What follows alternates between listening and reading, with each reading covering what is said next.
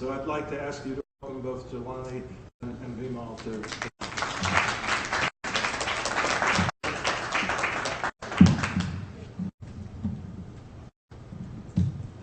Good afternoon. Good afternoon. Born and raised a Southerner now, so I need to call and response. I want to first of all thank Sandy and Rhonda and the Global Inequality Research Initiative for putting together this fabulous conference that allows us to have these transnational dialogues on the struggle for civil and human rights. And I want to talk today a little bit about educating artists for the struggle by looking at not just the individual, not just the movement, but also looking at the institutions that often shape movements, particularly in the United States. And I want to talk about a woman that I met posthumously, Margaret Walker Alexander, in my research. As Sandy noted, I'm putting together in the final glide path, hallelujah, my manuscript entitled Shelter in the Time of Storm, Black Colleges and the Long History of Student Activism. And one of the institutions that I talk about is Jackson State University, located in Jackson, Mississippi. And the study really approaches the narrative by looking at the long movement, looking at it as a longitudinal study. So not just focused on what occurs there in the 20s or in the 30s or even the 60s, but looking at this space over time and transformation and change over time. And in my research, I ran across the diaries of this absolutely marvelous woman, Margaret Walker, who I was familiar with vaguely through her work for my people, as well as her collection of poems for my people, as well as of course, her classic study, her classic novel, Jubilee. And so I want to talk a little bit about her today and her life, and hopefully you'll find that she's extremely fascinating as well. But the title of this paper that I want to sort of work through is The Greatest Art, the Greatest Propaganda, the fascinating and tragic life of Margaret Walker Alexander. And I have a couple images that I'll stop and talk about as we move forward. But please allow me to begin. Since the founding of the first historical black college in 1837, these critically important institutions have served as essential cornerstones in the black experience. Scores of youth entered black colleges and were exposed to idealism, race consciousness, and cultural nationalism that shaped their worldview and provided them with the mission to challenge the principles of white supremacy. Countless students emerged from these institutions throughout the 20th century and became engaged in the long movement for racial justice. In doing so, they refashioned American democracy and generated a massive movement that articulated the freedom dreams of black Americans who were marginalized by the color line. Additionally, HBCUs, for those who aren't familiar, that means historically black colleges and universities, HBCUs served as a touchstone of the black aesthetic, training countless artists, playwrights, poets, and musicians who translated the promise and pain of black America through their work. Langston Hughes, pictured here, with the hat looking cool. Langston Hughes honed his talents as a student in Lincoln University. Zora Neale Hurston, of course, to the left, worked out her frustrations against white supremacy in the pages of The Stylist, Howard University's newsletter for the literary club. And as a student at Dillard, a young and precocious Margaret Walker fell in love with poetry and creative writing that framed the joys and sorrows of the black experience. Of that experience, Walker would later comment, "Now, so far as the social message is concerned, I personally believe that black people need to preach in their work, but to preach so subtly that you don't think of it as preaching. The greatest art is the greatest propaganda. The greatest propaganda, however, is not necessarily the greatest art. I believe that the novelist is a social historian," end quote.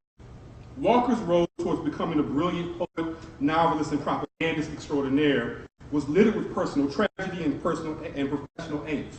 She was born in Birmingham, Alabama in 1915 and was the daughter of a Jamaican-born Methodist minister and a mother who worked as a musician and a teacher.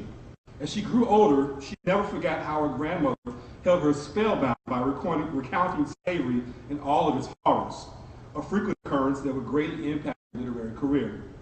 At the age of 10, her family moved to the coastal town of New Orleans, where Margaret developed an affinity for poetry. Her emerging skills as a writer soon paved the way for her to briefly escape the South, and she ultimately found her way to New York. Walker became one of the most celebrated poets during the later years of the Harlem Renaissance and befriended the likes of Richard Wright, Arnold Bontemps, Langston Hughes, and Elizabeth Cady, to name a few. In 1937, she published her most recognizable poem, For My People. As a young woman, she became indoctrinated with Marxism and was intrigued by the radical political philosophies that circulated through Harlem's streets. She married Ernest Alexander in 1943 and accepted a teaching position at historically black Jackson State University in 1949. One of the most fascinating aspects of Alexander's life were her views on spirituality. She was a practitioner of mysticism, astrology, and Christianity, and wrote extensively of all three in her diaries. By the way, if there are grad students in the room who are history majors or ethnic studies majors who are looking for a fascinating story to tell, I urge you to get down to Jackson State, Mississippi, and explore these diaries, which for the most part have not been explored, but it is a fascinating and awesome story, as you'll hear a little bit of her life as they unfolded in her diaries as we move forward. Her religious principles were essential parts of her teaching and writing. She said, quote, "As a woman, my religion is necessary to my integrity, to help me build a ground, moral and spiritualistic life," she recorded in her journal. "I find it necessary often in order to maintain anything like emotional stability and equilibrium." Her personal chronicles reflected an individual who was haunted by the desire and drive to do what was right before the eyes of God. At times, she was often consumed by these fears and was overtaken by depression and failing health. As an outlet for her mental anguish, Alexander often composed in her journals what can best be described as songs of praise and contrition. She frequently and oftenly, accurately, and eerily, I might add, engaged in prophecy. Yet despite her spiritual outlets and intense relationship with God, Margaret Alexander was also deeply conflicted. Her tenure in Mississippi undoubtedly attributed to her warring consciousness, as Alexander directed her anger towards the repressive climate of Mississippi and her disappointment with the harsh and stringent work environment of Jackson State. However, the greatest of all his frustrations was that one of the greatest writers of the 20th century felt voiceless and confined to the margins of her journals as the civil rights movement emerged before her eyes. The journal entries of Margaret Walker reflect a scholar and mystic that was very astute about the rapidly changing world around her. Like countless other African Americans in Mississippi, Alexander observed the world events with a hopeful heart. She fully acknowledged that the growing freedom struggle would soon make its way to Mississippi. In 1949, Alexander prophetically foresaw events that soon consumed the Magnolia State. She declared in her journal, quote, "Prejudice, segregation, and Jim Crow are in for a death struggle, and I hope they will die. Our schools will no longer be separated, neither our churches and acts of prejudice in the commercial places, like stores and hotels, places of amusement, etc., would be punished as crimes against the people. I think it will take only a mere 10 years for that change to take place." And again, she writes that in 1949. So, of course, in 10 years, we're on the cusp of this explosive civil rights movement coming on the scene. It gets better in terms of her prophecy. These changes would not come soon enough for those yearning to breathe free in the notoriously violent and socially repressive atmosphere of Mississippi. How frustrating it must have been for someone to possess the clairvoyant powers of Alexander, yet feel confined and helpless in lieu of the political realities that marginalize black life. Those frustrations were further underscored by the oppressive workplace policies that were enforced by Jackson State's head man. This is President Jacob Lawrence Reddick, who's president of Jackson State University for 27 years. And we'll talk a little more about him in just a second. Another interesting character in the civil rights movement. Reddick served as Jackson State's president from 1940 to 1967, the longest tenure of any Jackson State president. As a young man, Reddick's professional work reflected the words and sounds of black resistance and uplift that defined the 20s and 30s. Reddick published extensively on concepts concerning self-determination, collective economics, and the proposed establishment of cooperatives throughout Black America. His scholarship received public accolades from esteemed scholars such as W.E.B. Du Bois and Morehouse College President John Hope. As Reddick's message of empowerment economic resourcefulness spread, his opportunities for advancement increased. During the later years of the Great Depression, he was awarded the position of advisor on cooperatives, with the Farm Security Administration, which stayed briefly, whereas 90 days later he was selected as the 5th president of Jackson State. Reddick's responded to the ultra-conservative nature of Mississippi life by becoming the prototypical black college administrator during an era where the policies of Jim Crow came under increasingly bolder critique by the black left. Caught between the vices of economic survival and political posturing to please state legislators or white benefactors, many black college presidents displayed a vainglorious machismo that was implicitly and often forthrightly wielded on their respective campuses in an effort to ensure that faculty, staff, and students toed the line that was expected by the white power structure. While several black college presidents chose to skillfully navigate that line, chose to skillfully navigate that line in an effort to give faculty and students the latitude and space needed to construct life-affirming relationships.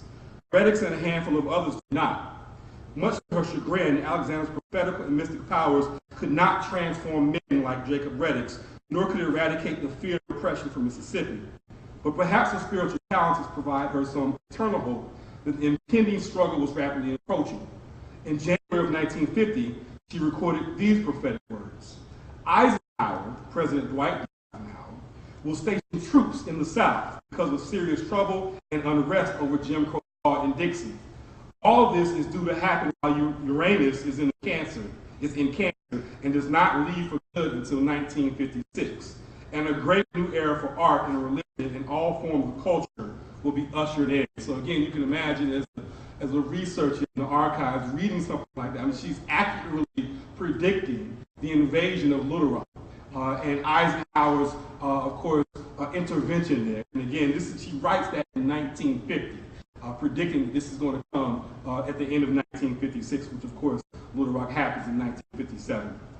Alexander's eerily accurate vision of Little Rock, and perhaps her vision of the ascension of rock and roll and the transformative pop culture, indicated how in tune she was with the mystical world.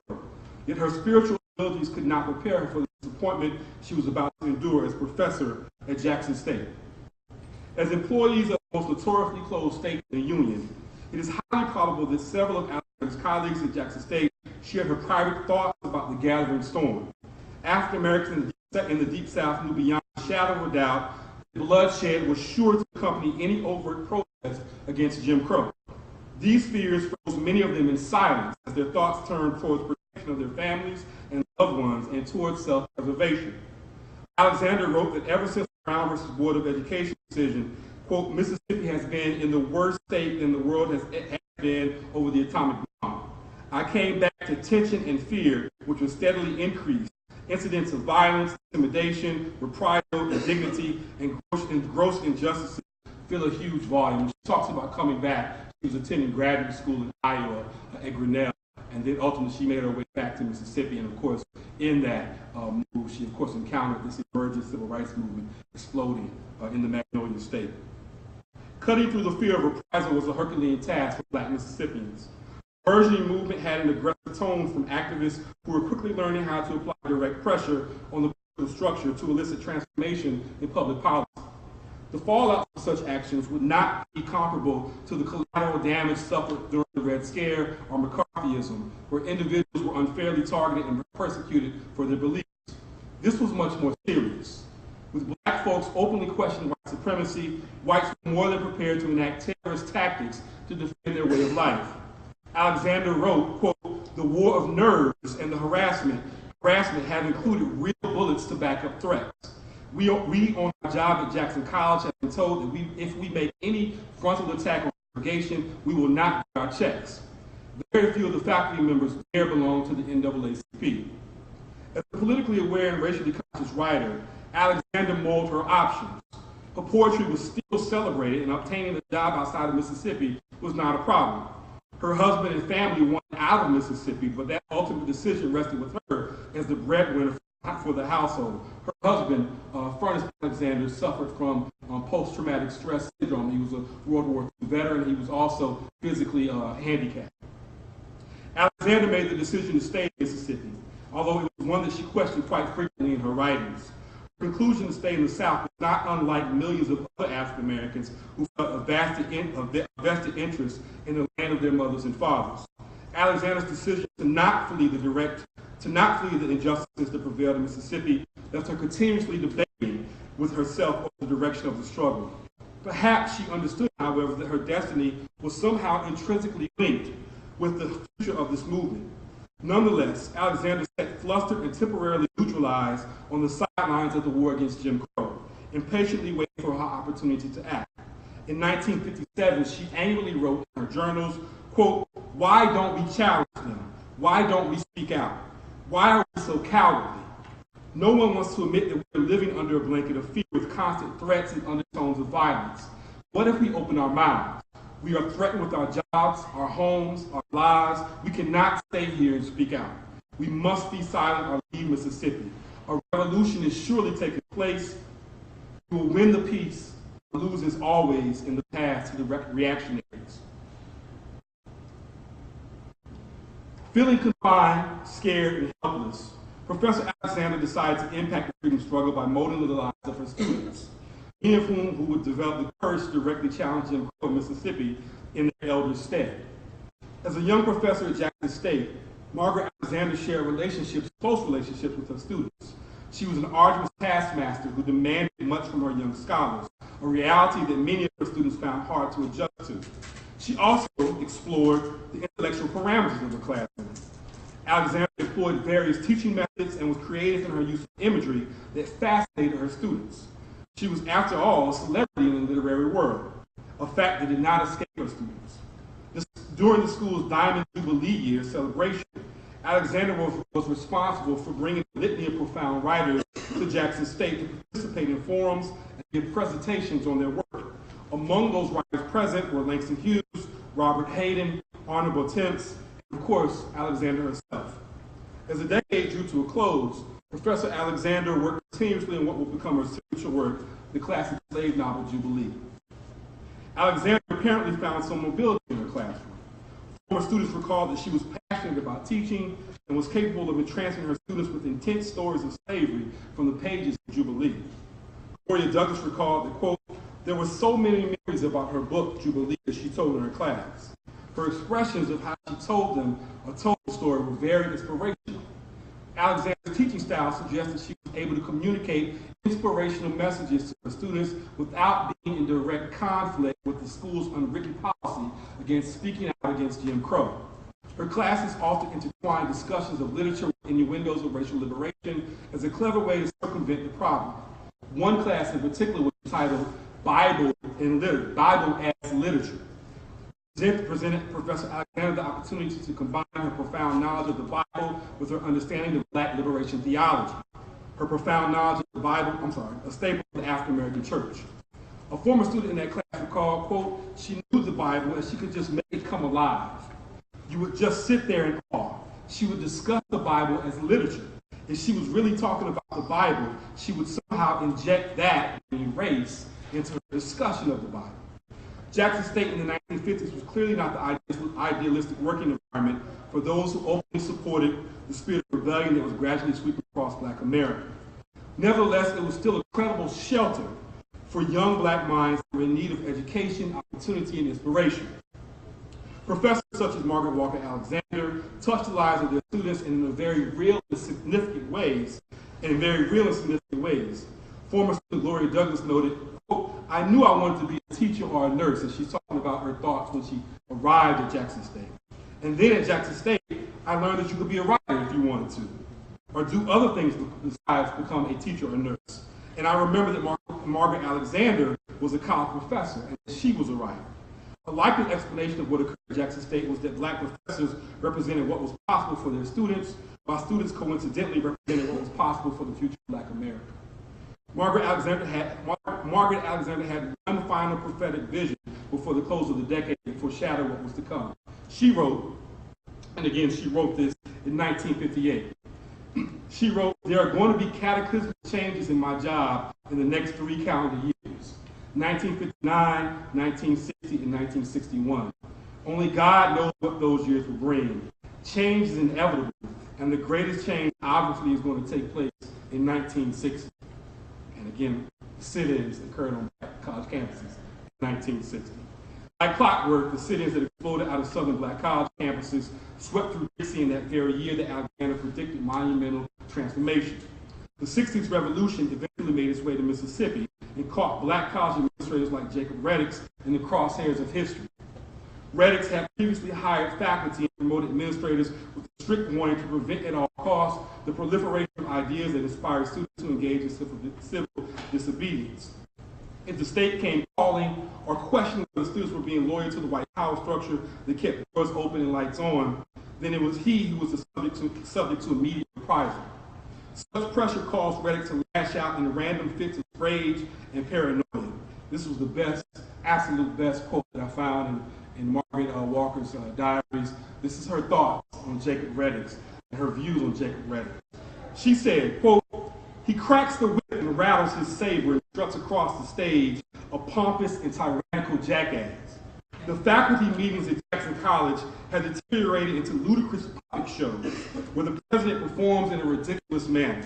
The trustee board downtown calls him in to lay down the law of how to keep his niggers in line.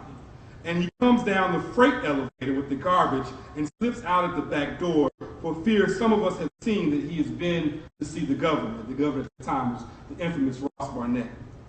As the 60s raged on, Alexander's anguish intensified. On a balmy southern night in June of 1963, her neighbor and civil rights pioneer, Medgar Evers, was assassinated. With their homes only being a few blocks apart, it is possible that Alexander heard the thunderous clap of the rifle shot that claimed Evers' life. Her painful reaction to the tragedy further illustrates the cumbersome dilemma experienced by black Mississippians who were marginalized by fear. In her journal, she wrote, quote, "I have written an article that's both a tribute to Medgar Evers and an expose of the whole Mississippi story, but I dare not print it now that I've written.